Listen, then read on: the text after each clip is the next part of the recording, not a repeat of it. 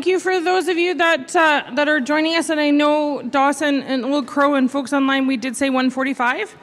We are just going to take a moment, though.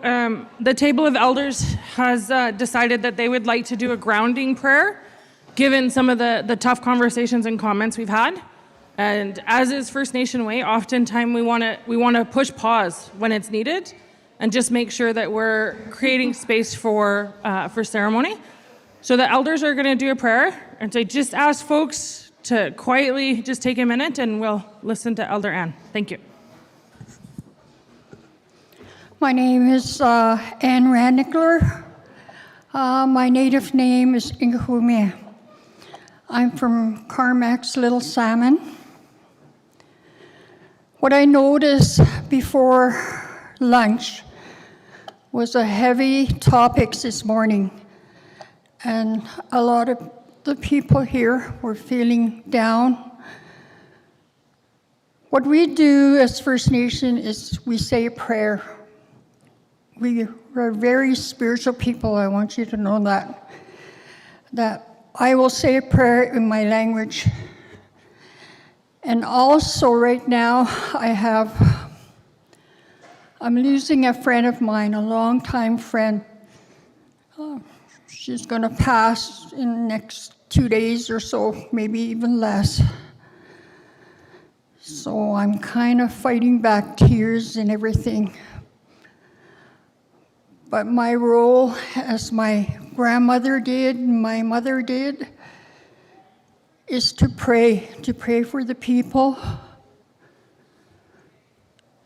And people that are the street people, everybody my mother prayed for. And to pray for also the food that we're getting. And we're not trying to change people or anything. I'm with Wise Sport. I've been with them for a long time. So I'm going to say my prayer in the language.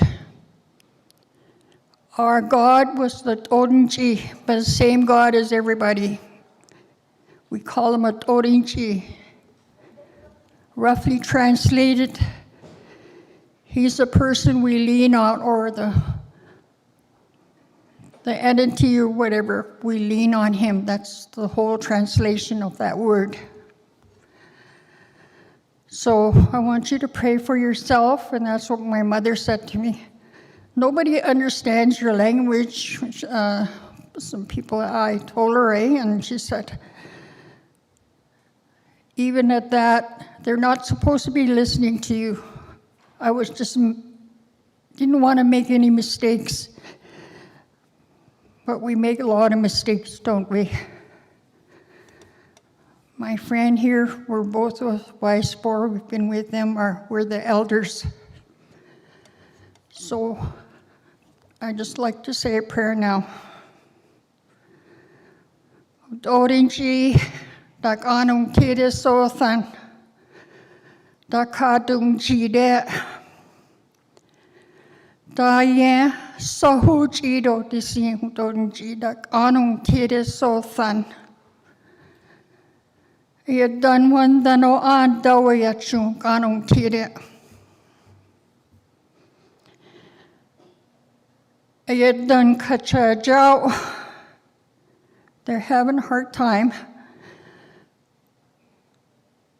Ukadung jide udorinji. So than that you meeting what's at sea. So than like anung tire dayan so who jido any udorinji. Dak anung tire dayan plant. I get hospital judeti, I get done. Yada and dear. Saunun jide, sauyadun jide, ukadun jide, udodun ji. I get a slam. Akuda jida, the now. So it's a true who got idli huji. Leader. Kajijir hagan. So daya sahuch iro di sintak anong tire sothan. Aku masicho. Amen. And yeah. Yeah, okay. Okay. Yeah. Yeah, every time we talk about something really rough, we should do that. Because part of our culture is spirituality, okay? And one of the 4 directions, the spirituality is right in there. Okay? Must-see. Goodness, Chishan, thank you for the teachings and the reminder. Thank you, Jerry, for being there with support. Good? Hun? You good? Okay. Okay.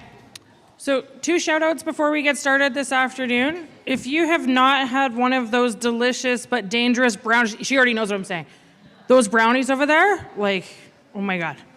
And then secondly, if you haven't eaten yet, I already told Gene and his team, I'm known for my meatloaf in some circles, but this is better than mine. It was so good. So make sure you get your plate. I heard Dawson had some delicious food up there, and we're gonna get started shortly. So last call for coffee, folks. We're gonna get started for this afternoon. First, can I ask everybody who enjoyed their lunch to help me give a huge round of applause for Yukon U Culinary? Woo! It's not often people get that excited about meatloaf. Okay, so a few pieces for this afternoon before we get started. One, I want to just give a shout out to Gunta and their team who not only flew up to Old Crow and drove to Dawson to put Starlink in, but if you were like, I know, right? That's commitment. I mean, I washed my hair for the event, but they actually drove everywhere. If you noticed, like I noticed, how smooth Old Crow's hub was and Dawson, like that's fantastic. So shout out to Starlink. I think that's great. Secondly, I'm going to ask Davida just to run through. So a couple of you have brought this forward and said, where are we? Things have changed. And I often forget that there's folks in the room who need the agenda. And as Davida is one of those folks, she's going to run through what's happening this afternoon. Perfect. Thanks, Tosh. As Tosh alluded to during the panel, thanks to good old COVID and perhaps other sicknesses floating around our community, we've had to make a couple of adjustments to the schedule for today in particular. So we'll note if you're looking at your agenda for day 1, the presentations for 1:45 and 2:15, where there was going to be that potential to be switching spots and there was going to be 2 different rooms. We had moved the opioid conversation to our keynote this morning, which then means that the traditional plants and medicines and the COVID-19 will happen in here for the whole group to hear. And so coming up next, we will be having those 2 presentations brought into us from 2 of our hubs. Then when that's done, we do have the chance to start moving around a little bit. And so we're going to have a beading workshop that will be happening in here starting at 2:15. And there will be a drumming and vibration workshop happening in the multi-purpose room at that point. When you're kind of sitting and listening here, start to think about what it is that you want to do after our afternoon break, because we have a bunch of presentations that are happening in the different rooms. And so you have that opportunity to be able to start to choose. So all 4 of those will be happening. You can see the way it's broken down on the left-hand side of your agenda, the presentation on the framework adaptation roadmaps and doing the work of community-based research are meant to be happening here in the Longhouse. And the presentations on the implications of Yukon socioeconomic data gaps and the presentation on interjurisdictional dynamics amongst Yukon First Nations and non-Indigenous governments during the COVID-19 will be happening in the multipurpose room. And so for those, you'll have to be making your choices to move back and forth. We have really quick turnarounds, so we will have to try to make our way quite quickly in between presentations there. We'll all come back together here at 4:30 for closing end of the day, a whole bunch of draws and door prizes and all that good exciting stuff before we come back tomorrow morning. Good? It feels like people feel like they're a little bit more on sure footing there? Okay. Great opportunity today and tomorrow to lean into your uncomfortableness. If you're like me and you're not a beater, great time to learn. Also a good time to lean into your uncomfortableness and learn about hand games tomorrow. So there's your your call out. Jesse, you good? Sorry, I missed that. Okay, great. So we are going to go to our Dawson Hub, where Piper Fordham and Jamie Thomas are going to present on Knowledge from the Community Traditional Plant Medicine Working Group, led by Tr'ondek Hwech'in citizens.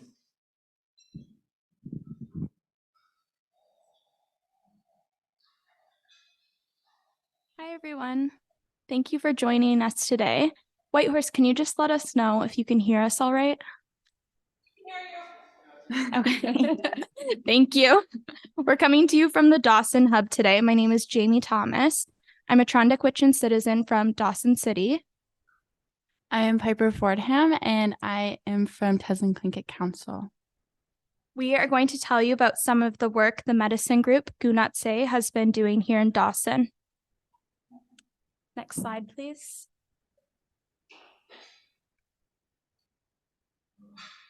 In the spirit of reconciliation, we pay our respect to the Indigenous ancestors of this land and reaffirm our relationships with one another. We recognize that today we are coming to you from the traditional land of the Tr'ondek Hwech'in.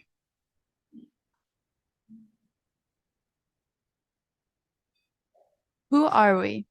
We are a group of Tr'ondek Gwitchin First Nation citizens and community partners with a goal to reclaim and promote the intergenerational sharing of medicinal plants and traditions. Through learning and sharing within our group, we wish to develop materials and opportunities for others to learn about medicinal plants.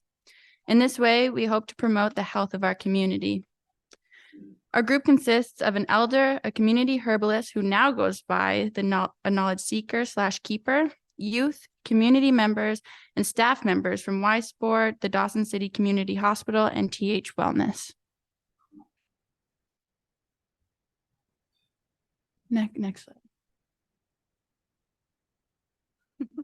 Now I'll share with you what our journey has looked like so far. So we're currently in phase 1 of our community-led medicinal plant revitalization initiative. In phase 1, we will establish guidelines for proper harvesting techniques and collect data on Indigenous medicinal plant uses, traditional stories, and photography for future use in our many more projects to come.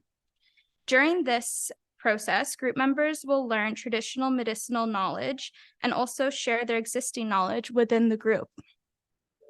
In the near future, we hope to partner with the First Nations Health Program at the Dawson City Community Hospital here in town to develop a First Nations cultural room and contribute more projects to that room.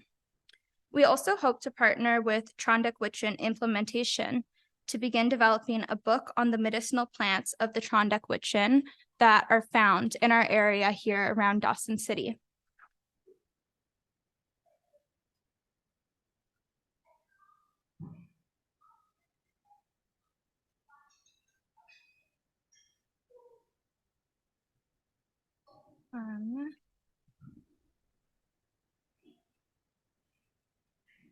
Okay, right here. This is it. Vuntut Gwitchin members are directly engaged in the research process through observing and locating medicinal plants in nature while harvesting. The group also participates in collecting data in the form of video, stories, and artwork to document this endeavor. They will also be involved in dictating the ownership of the data as well as the knowledge translation of findings. Oh, wait. Oh, we'll just take a minute until the alert goes off for everyone. We did expect that. Okay. We now just want to share with you a few of our objectives. So we hope to host 4 workshops a year taught by medicinal plant expert, knowledge keepers, and seekers. Our hope is to host 1 workshop per season, and these workshops don't always have to be a formal workshop sitting down, sharing knowledge, but might instead look like a harvesting workshop where we're on the land learning from others how to properly harvest plants. It's really great to do 4 workshops a year, 1 per season, because we can work with a large variety of plants and make sure that we're working with them during their prime season. We also want to contribute an interactive display to the First Nations Health Program's cultural room in the Dawson City Community Hospital. This room has been undergoing renovations currently to continue to build this awesome cultural room here at the hospital where the community can go and have a safe place to access culturally relevant care. We will also continue to collaborate with WISPOR junior researchers, as well as our research assistant, Piper. Now, for our vision, so our vision is that we hope to reclaim and promote the intergenerational sharing of medicinal plants and traditions.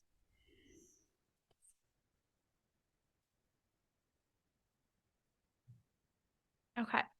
And this we touched on a little bit before, but how the group engages in the research process is that members observe and locate medicinal plants on the land, and they also collect data in the form of videos, stories, and artwork.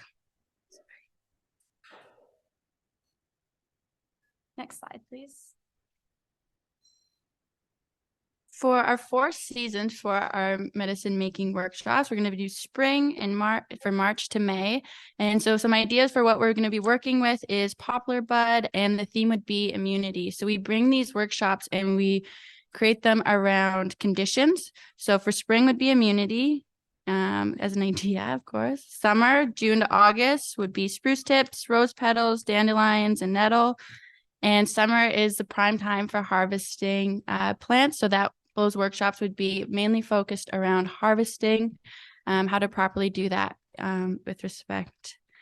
And then the fall, going into berry season, so cranberries, blueberries, and then we'd also be taking in some of those plants from the summer and creating skincare for salves, creams, oils. And then winter would be more theme stuff that you can get in throughout the winter. So chaga, spruce pitch, and our main theme for that would be mental wellness, since it does get pretty dark here. And so it'd be mainly to promote health and mental wellness. Okay, next slide, please. All right, an apothecary. WISPOR facilitated and continues to support the apothecary project. We are hoping to see an apothecary come to life in the Dawson City Hospital cultural room. The apothecary is one of the ways we continue to work towards the indigenization of the hospital in our community here. Our goal is to create a safe and culturally inclusive space for everybody. We hope for the apothecary to consist of a cabinet and a hutch stocked with traditional plant medicine to support the well-being of the community. I like to visualize this as a bookshelf type of structure that will be stocked with various jars that are filled with dried plants for the community to access. We also hope to create a manual to complement the apothecary that will be organized by condition. For example, if I have a cough and I go into access the apothecary at the hospital, I can look up cough in this really user-friendly manual and learn about which plants in the apothecary can support that and how to prepare them. I can then access the plants in the apothecary and take them home to make, for example, a tea, a tincture, or another form of taking the medicine. In addition to the apothecary and the manual, there'll also be panels displayed that will discuss topics such as harvesting protocols, how plants were used by our ancestors long ago, and other educational panels that we hope promote community wellness. Unfortunately, a knowledge keeper / seeker from Gunatse, Fran Morberg Green, wasn't able to make it today, but she's been very active in the apothecary project. Fran continues to support WISPOR and Gunatse. She's learned many lessons from her late mother, Julia, who's a Tr'ondek Hwech'in citizen and very loved by our community. Fran went on to attend herbalist school, and she continues to share her knowledge with the community and with Gunatse. Next slide, please. Here's a photo of members of Gunatse meeting with members of the Yukon Hospital Corporation to discuss potentially setting up an apothecary stocked with traditional medicine in the hospital and to determine the next steps forward. Next slide, please.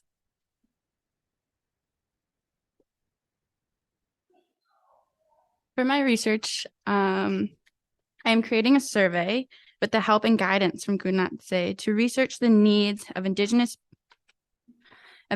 people who are accessing healthcare here in Dawson City.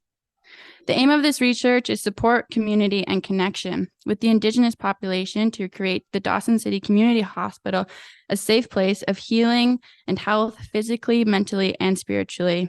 How to provide traditional Indigenous plant medicine, nutrition, ceremonial practices such as smudging, the inclusion of art and language, and all the way to direct advocacy and support for First Nations health in the community hospital. This survey will bring forth the Indigenous community's voice and to process the indigenization of the hospital here, how to support the citizens, how they need and how they want, and how to make these processes and programs benefit the community to the fullest ability. As well as I'm creating the framework and guidance and almost a stepping stone to bring to other communities as well. This survey and process will also rebuild and improve the relationship between Indigenous people and the healthcare system to be more inclusive and to provide Indigenous people with the option of accessing culturally competent care and care that makes them feel safe in the hospital, creating an environment of healing, trust, and support for the Indigenous community of Dawson.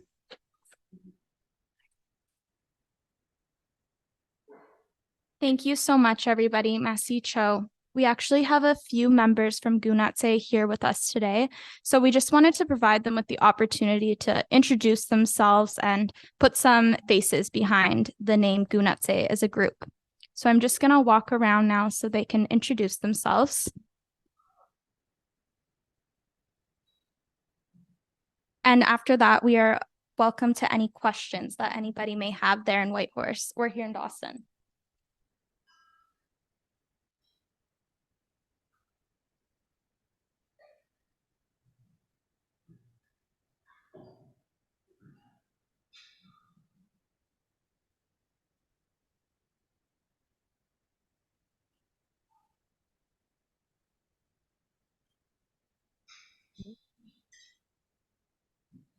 Hello, my name is Liris Smith and W. I'm a Tr'ondek Hwech'in elder. I'm a member of the Gunatse committee. Why is traditional medicine important to me? Very important to me because I grew up with it and it works for me. Whereas Western style medications and treatment does not work for me, period. I always react to what the doctors give me, so I go back to land-based medicine, which works for me. Merci cho.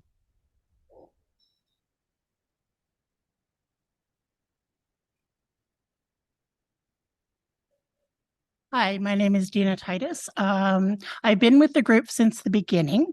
I've been able to witness the development of it, and we've come a long way over the past few months. Really happy about the preventative healing that we're looking at, and bringing generationals together, youth, elders, young ones. Enjoying it very much. Hello, my name is Natasha Negraev. I'm elder support for Tr'ondek Gwitchin Wellness. I'm also part of the committee in the beginning process of getting everything together. I'm very excited to be part of this and look forward to how it develops over the years and to one day be a great grandmother and to bring, little ones in. Thank you. Thank you. We do have a bit of time left now, so we're open to any questions if anybody in Whitehorse has anything they'd like to ask us, or in Old Crow. Perfect. Thank you for that amazing presentation. Definitely, if there are any questions here on the floor at KDCC, and I know that our moderators are watching for questions online.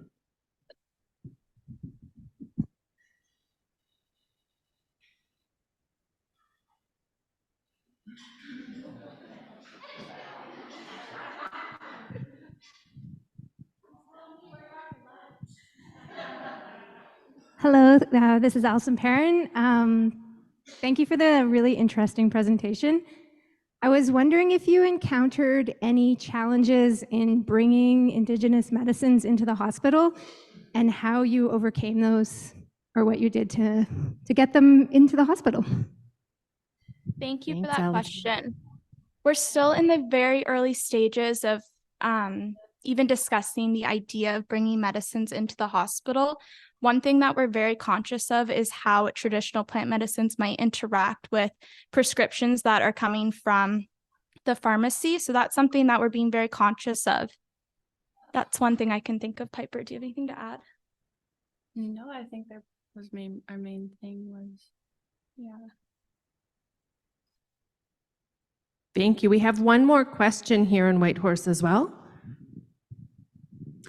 Hello, Dawson. It's Dennis Peter. Back in the 90s at the First Nation Health Program at the hospital, they created a video series of traditional medicines, and the series was put together by elders from all across the Yukon at the time. And I'm just wondering, have you guys been able to access those videos, or have you heard of it? This might be a good question for Irina we have here today from the First Nations Health Program. I haven't had access to these videos yet, but do you want to speak to it, Irina? Do you know about them at all? Hello. I also didn't access them, and I might actually inquire about them. They might be in our archives. And thank you for mentioning that. This might be a great resource for all of us. Thank you. Masicho. There's the knowledge sharing for you. How can we share resources? Thanks, Dennis. I think we have another question here on the floor in Whitehorse.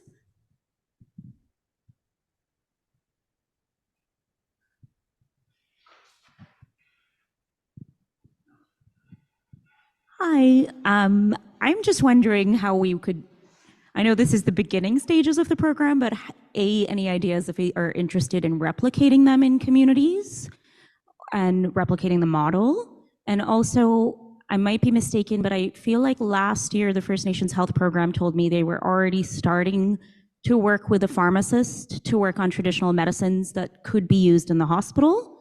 So I'm not sure if that resource is already connected with your group, and that was the First Nations Health Program in Whitehorse. And I have people from the hospital nodding. So they had a pharmacist that was interested in herbs and traditional medicine that was studying it to make sure that for each condition, the medicines didn't interact. So that. We did not know about that, and we would really like to connect with that pharmacist in the future. We are hoping that we could act as a model here in Dawson for other hospitals across the Yukon and also other rural communities who might benefit from this. So just for the pharmacist, it was the First Nations Health Program that kind of mentioned it in orientation, so they would be able to direct you to and give you an update as to where their program's at. Okay, thank you so much for that information. Perfect, thank you. Any other questions online or here in Whitehorse?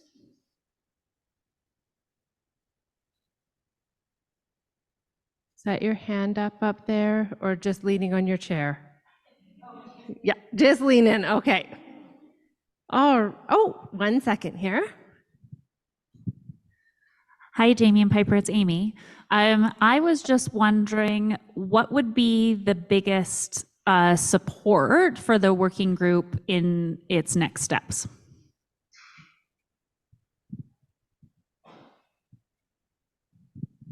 Hi, Amy. That's a really good question. We have had amazing support so far. So I think just continuing to have support from our community, from Dawson City, but also from other communities, especially Watson, now that we have Amy, our First Nations research coordinator there in Watson Lake. It would be great to have some support there as well to maybe see something similar like this happen there as well. Do you have anything to add, Piper?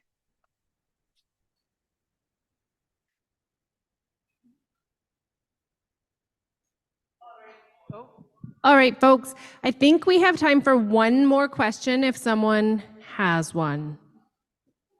There we go. 1 second here, Laura. Hi, everyone. I'm Laura Salmon, Director of First Nations Health Programs, and I'm based out of the hospital here in Whitehorse. And it's not actually a question, it's more just a clarification, I guess, we have traditional medicine, traditional food, and a number of other programs, and have branched that out into the community hospitals. So we are working actively with this group to see how traditional medicines can be incorporated into the Dawson Hospital. And I wouldn't say there's really insurmountable barriers. It has more to do with just operational things around the coming and going of people into the cultural room and out.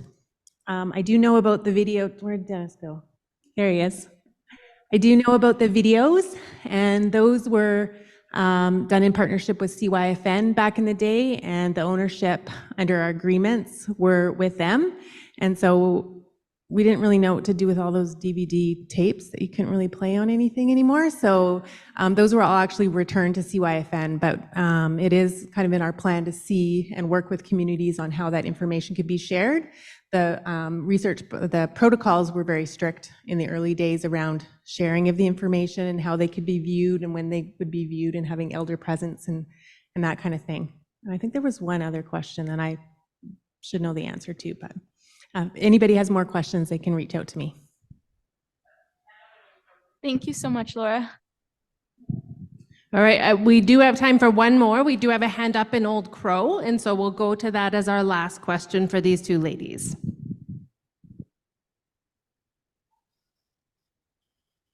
Florence Nitrovaji. My name is Florence Nitro. I'm from Old Crow. In the past, we've learned a lot about traditional medicine through our grandparents and our parents. There is one plant out there that is very powerful. And do you know if there's any that sort of teaching in your community that has that? I don't want to say it this way, but my grandmother told me and my older sister one day to go up the hill and get some medicine for her. She was blind and she was elderly. So we had to sit down and she explained how to get this medicine. You have to put something in place of these medicine before you take it out of the ground. And also this plant that she told us to get, it looks like a rhubarb, but it grows up towards the mountain here in Old Crow. So we went up towards the mountain, and we picked about 4 of them, which we found. And we brought it down, and she told my mom how to prepare it. She said, don't, so she did prepare it with, they had to boil it, and it looks like it's kind of like reddish brown color. And we were not allowed to touch it, me and my sister. She said, it's so powerful that if you take it more than how, like she explained about it in my language, that it will affect a person, anybody. And they keep some of these medicine from getting out there so people won't get hurt from it. It's just like up here, we don't eat the mushrooms because we all know that it's not good for us to eat by the elders. So this medicine that my mom prepared, my grandmother took, I think, a cup of that, because she was really getting sick. She was in her 80s and she was blind, but she said, this is the one that heals everything in our body, and that people knew about it from way back in history. So it wasn't out there because they didn't want to mix it with the modern medicine. So the modern way of thinking, the science and medicine we know don't work. So I just wondered how, I like your project. I like the way that you're going to be helping other people. I just wanted to know if you have any elders background on this. Masti. It's a hard one.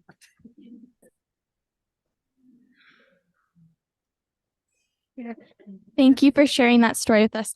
One of our members, Dina, actually wants to speak to this, so she'll come up.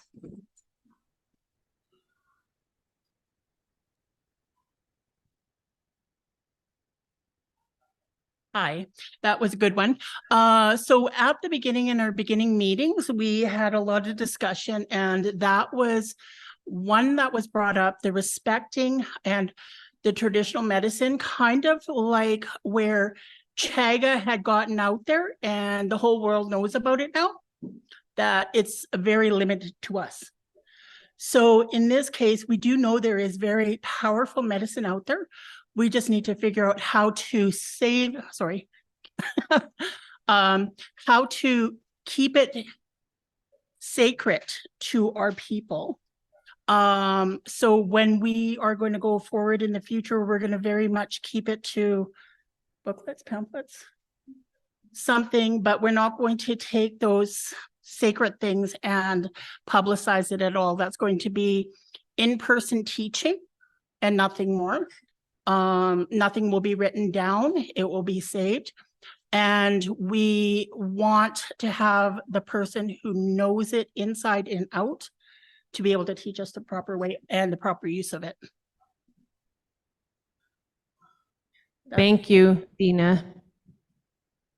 All right. Oh, go ahead. Sorry, I just wanted to pass along Phyllis, our elder here. We do have a friend, Morberg, and her mother, and they are very, very knowledgeable. So they always make sure that, that stuff is kept safe and is very knowledgeable. So we are very, very cautious with every step that we take towards dealing with plants and their energy.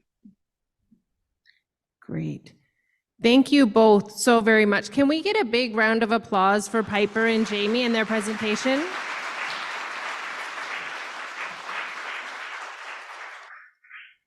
Thank you, ladies. What an amazing project. And I think we can already start to see some of that community dynamic that is coming into play and how important that is. The switch in the agenda makes it really nice for us to all be able to enjoy and encompass some of the community in what we're doing. Our next presentation is also going to occur online from the Old Crow Hub. And so we will be joined by both Wilberforce Obwona Ogaba and Dr. Liris Smith, who will be talking to us a bit about, in their words, COVID-19 and the experiences of the Vuntut Gwitchin people. So a warm welcome to the two of you from up there.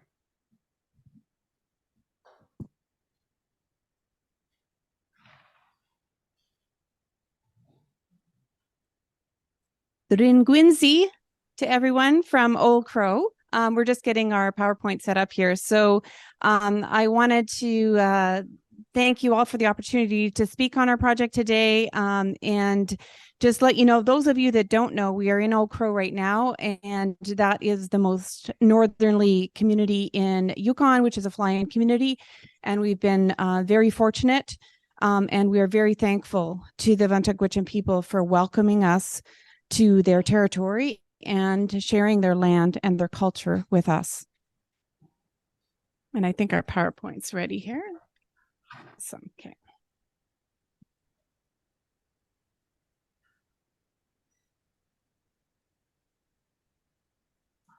So our project is called In Their Words.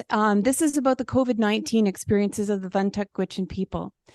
And another thing to note about the community is it's very much connected to many of the other communities in the north here, and they would be in Alaska and NWT. So when we were hearing stories, we're hearing about connections and history of the past that is not just in the Yukon Territory, it's in many of these northern lands. So this project began with a phone conversation, and that phone conversation was just me calling Natasha, the health director at the time, and saying, you know what, there's this really interesting grant that came out across my desk. I don't know if Old Crow's interested, because I had just been in the community, but it's really about the very unique experiences in rural, remote, and Indigenous communities during COVID-19. And I was immediately connected to the chief and council, and we had a really quick meeting on Zoom at the time because it was during COVID-19. And we decided that it was going to go ahead, and we got a strong consensus on a partnership. So we achieved a 1-year response grant from CIHR. This picture is showing you Sherry Frost, who has been our research assistant through the recruitment and data collection process. And Sherry has been instrumental in supporting this program, and it couldn't have gone ahead without her. She really did provide that foundation and that connection to the community, and we just want to thank her so much. She's in the room here, but we want to thank her so much for her contribution. So this is truly a partnered project. The data will be coming back to the community for their use and future planning, for emergency planning related to any kind of pandemic, but any other kind of health emergency. Also wanted to point out another prime person in our team was Wilberforce beside me, who will speak very shortly as our research professional, and he spent a lot of time up here in the community as well. So other team members were myself, Dr. Michelle Leach, and Lorraine Nitro was again instrumental in providing us guidance throughout this project as a knowledge keeper and community advisor. Early on in this project, Bonnie Bingham from the Vuntut Gwitchin First Nation was our co-lead on that, and she left the community in January last year, or I guess this year, and Rebecca Hansen had taken on that role in the spring. So this was a qualitative study. We spent time in guided conversations, listening to the experiences and the perceptions of individuals. We had 30 people that spoke to us at length through these conversations, and many of them through a second interview. And here's just a little bit of the demographics. We had very simple demographics in this study because it's really about the perceptions, the stories, and what we heard from the community. So we have basically a pretty good mix of male and female. So we had slightly more females, but we also had a good age distribution. We had people from age 25 all the way to age 74 that were involved in the project and provided us some of their perspectives. Wilberforce is going to talk to you about some of the themes. Hello, everyone from Old Crow. This is Wilberforce. Thank you, Liris, for that introduction. 2 statements I want to make before I get to talking on the themes. One is just some of these topics can be very sensitive and could evoke very strong emotions. So just seek help if you feel quite emotional about it. The other second piece also at this juncture, I think I want to thank Yukon government for approving my secondment to come onto this project, which was really great. I had a lot of good time with the community here. So as you can see, we went through a huge data set, but finally we came out with 6 main themes and some sub themes as well. As is indicated there, we are going to walk through one by one to give you an overview. We are not going into detailed discussion of everything, but an overview of each of the main themes. So one of it is ceremonies.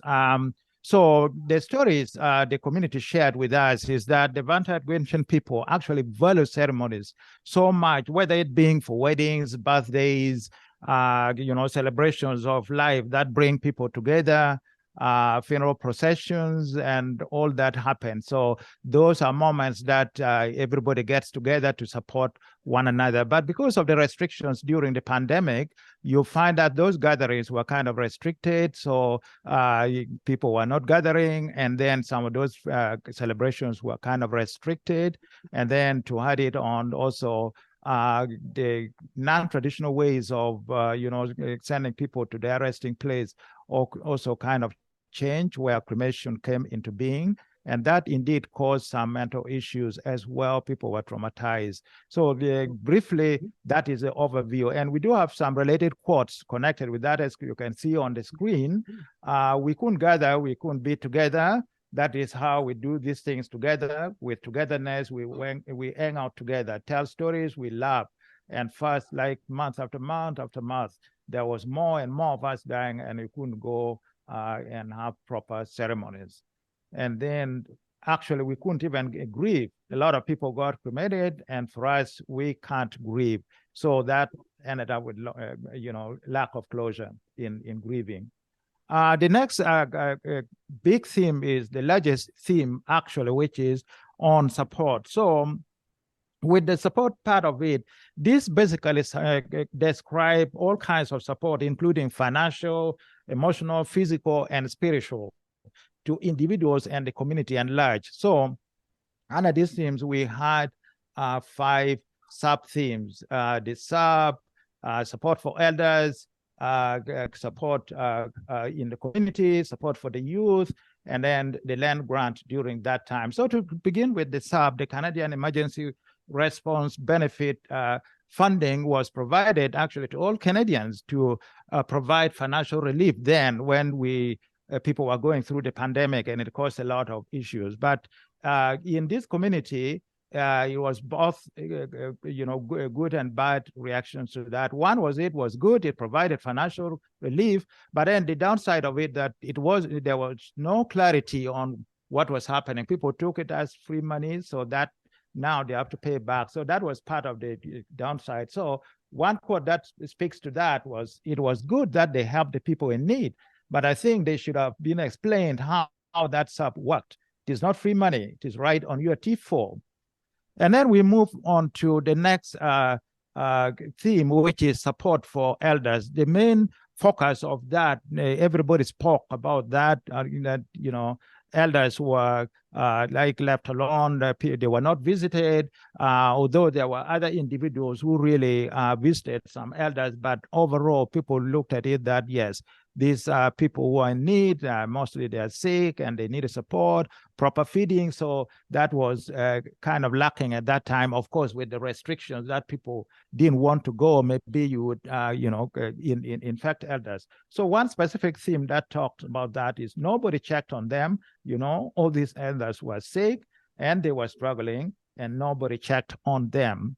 Then the other next theme was to do with community support. And this was to do with the Vuntut Gwitchin government, the RCMP, the co-op, and other individuals within the community. People were very appreciative of what happened then because people talk so much about how, food was provided. Some had bags of rice, bags of cereals, sugar, all supplies for babies. Cleaning supplies, that was really in plenty. People talked so much about that. And the RCMP really facilitated deliveries to people's homes. The other part of it too, the co-op also was fully on board, where people made orders online and then people would pick those orders. So generally, leave alone other downside, it was really, really great. People received it well. Others, basically a few mentioned that, yeah, it was not the right orders that they received, but overall it was great, quite a support at that time. So the particular theme that came to that, the RCMP went to get groceries for us, and the co-op delivered our groceries, and the band office gave out cleaning staff.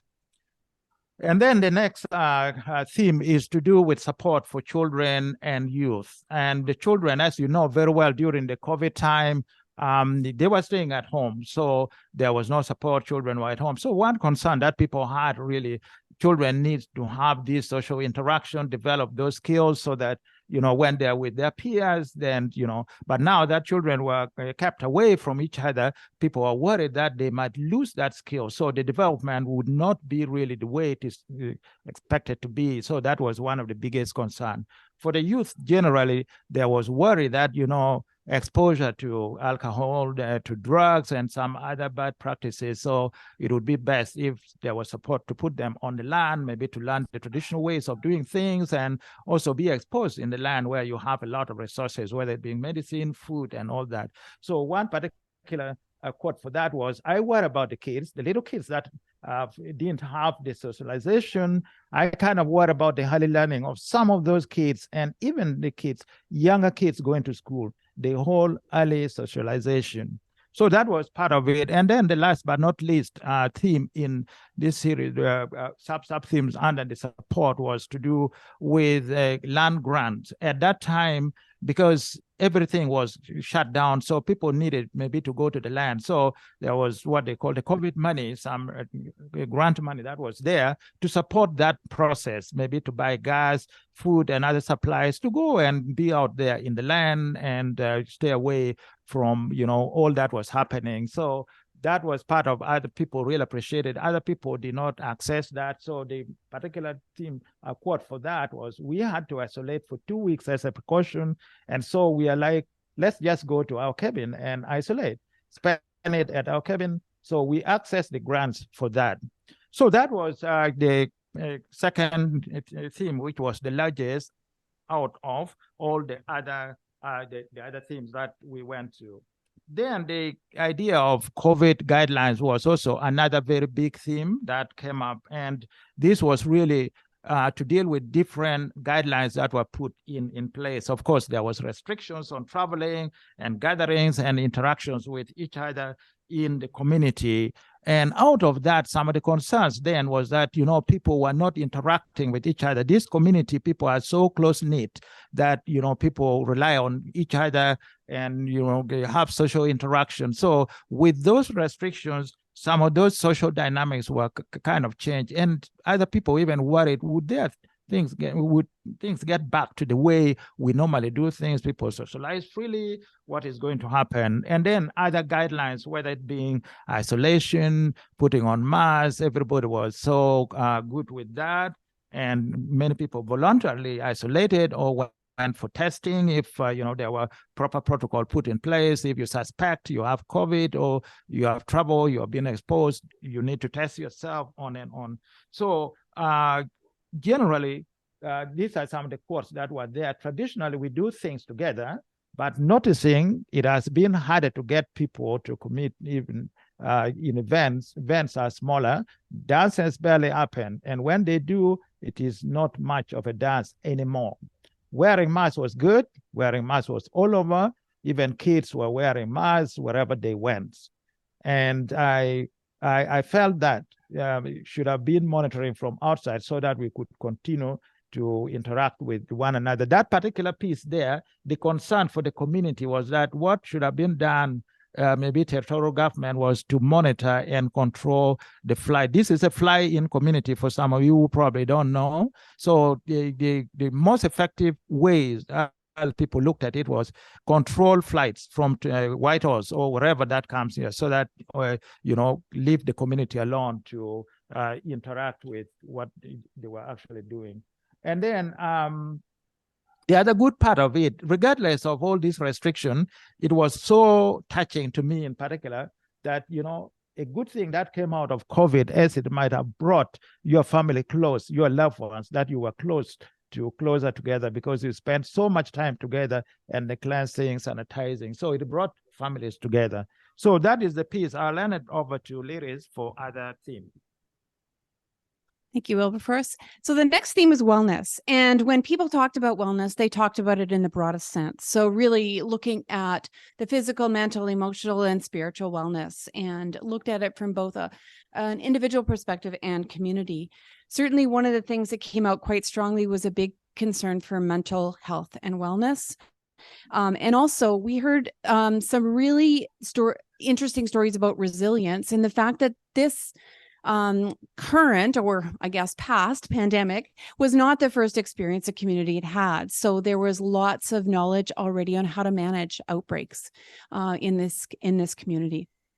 Additionally, people spoke about the services that were available in the community, and particularly during COVID, a lack of services like we had across the world in relation to the need to be isolated and stop transmission. So that was a theme that was brought up, and people also talked about ways they individually did wellness activities, and those included a lot of activities on the land. And the focus of land to support wellness came through all the interviews. So here's some of the quotes. Mental health is never going away regardless of COVID or not. It's always going to be there. You know, it's always going to be a struggle for some people. Health and wellness, they need to do a lot of it on the land. We've been hearing at our doors for years and years, should always be incorporated into everything in this community and that's on the land and our language. The counselors couldn't come up, and there's a lot of people that have the need, and telephone counseling just isn't always the best. So another theme was leaderships and decisions. So in general, this was one of the themes where we had a real varied opinion, from some people feeling that the decisions might have been too restrictive, and many others that felt that it was just right and it was a way to protect the community. But the one quote I think that is really amazing for me is the fact that this is a quote that really talks about resilience. So I think if we ever had another pandemic or something like that, we might be prepared. I mean, we won't be so shocked and afraid. We'll be strong because we survived COVID.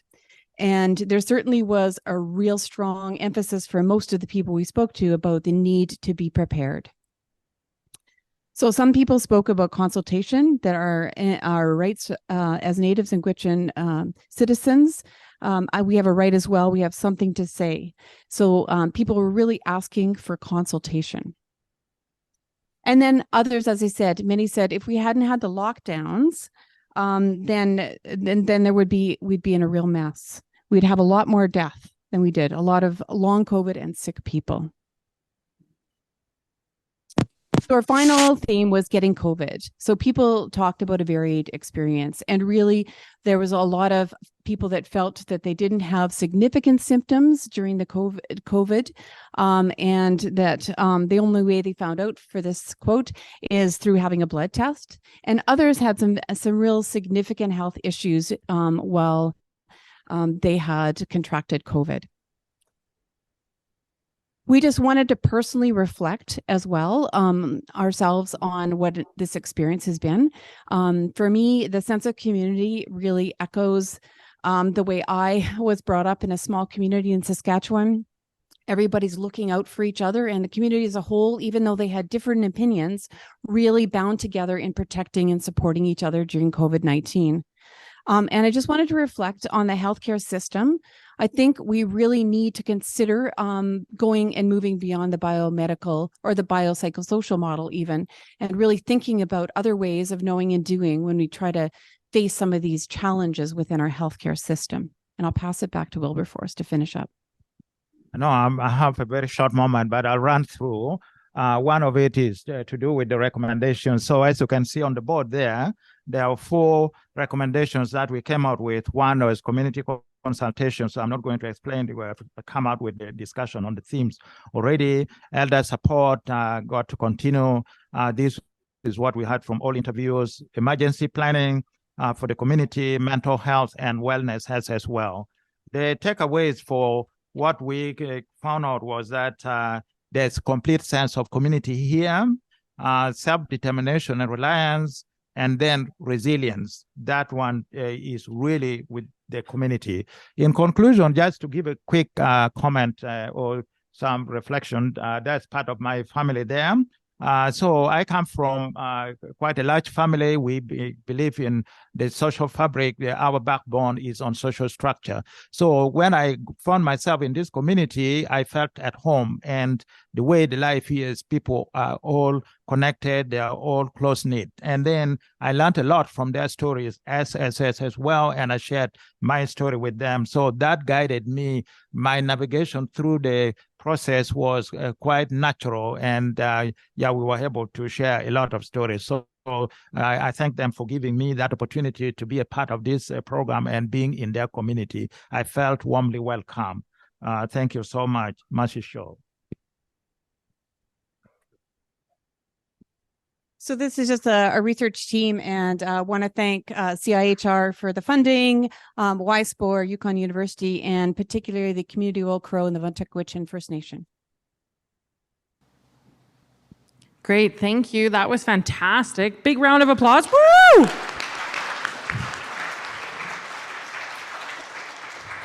That was incredibly insightful. We have time for a question. We made Davida run earlier. I'm ready. Questions on the floor, questions from Dawson. We're leaning into the awkward silence.